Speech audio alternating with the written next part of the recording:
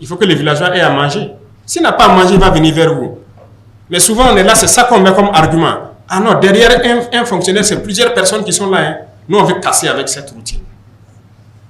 Il n'y a plus personne derrière lui, c'est sa famille. Il faut qu'on trouve du travail aux paysans aussi. Donc, actuellement, la tendance, c'est de tout faire pour que les paysans soient indépendants financièrement.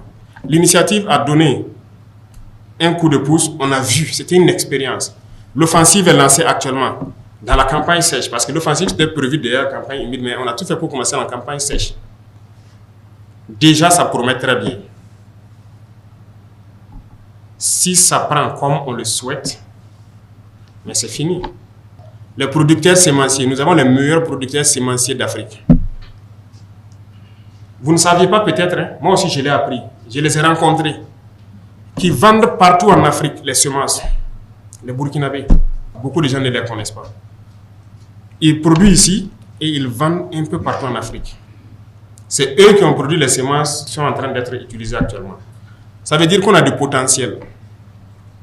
Il y en a, il faut les valoriser, c'est tout. Il faut donner à travailler à la jeunesse. Et je ne pense pas que c'est dans la fonction publique forcément. C'est un débat qui va se mener. Il faut de la communication pour sensibiliser. Et à nous de pouvoir créer les emplois nécessaires pour que les jeunes puissent s'épanouir. Tout le monde est là, c'est juste la fonction publique. Non, il faut qu'on change la donne. Il y a beaucoup de secteurs d'activité.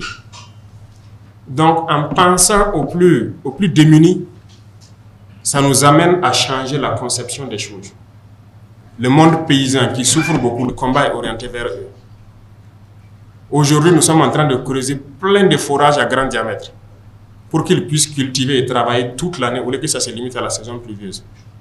Il y a un programme de 136 forages à haut débit. Donc, les réalisations ont commencé. Je pense que plusieurs forages ont déjà vu le jour. Et ça va continuer pour que nos paysans puissent travailler. Et je pense que c'est ça le plus important. Et chacun d'entre vous, quand vous êtes dans votre bureau, il faut toujours penser à ces pauvres paysans-là. Il faut qu'ils arrivent à vivre dignement pour que vous n'ayez pas chaque fois, à chaque fin du mois, penser à envoyer quelque chose là-bas. C'est eux-mêmes qui vont vous envoyer des poulets et des vivres pour vous soutenir. Parce que normalement, la richesse est au village. Mais le système a fait que c'est inversé. Actuellement, on a acquis des missiles beaucoup plus puissants. C'est ce qui a été expérimenté à Djibo. Que ces missiles étaient beaucoup plus puissants que les autres qu'on utilise. On en a acquis 2, 3, 5, 10 fois plus puissants. Et il y en a qui continuent de venir. Quand vous dites, on dit on commence le développement de la guerre parce qu'en réalité, l'équipement terrestre, là, c'est maintenant que ça vient.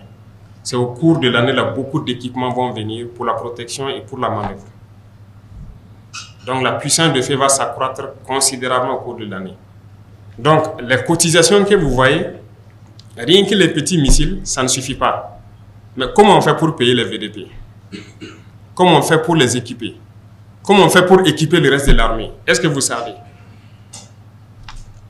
Mais c'est les ressources du pays. Ça veut dire qu'il y a eu quand même une gestion rigoureuse des ressources. Sinon, nous aussi, on pouvait aller créer des comptes offshore, transférer les milliards là-bas, et puis dire qu'on fait la guerre. Mais non, on a voulu tout faire dans la guerre. Les pays étaient capables de faire la guerre, mais ça a été mal géré. Ça, il faut le dire clairement. Et qui le veut, on va le démontrer. Rien que le matériel de protection et les armes individuelles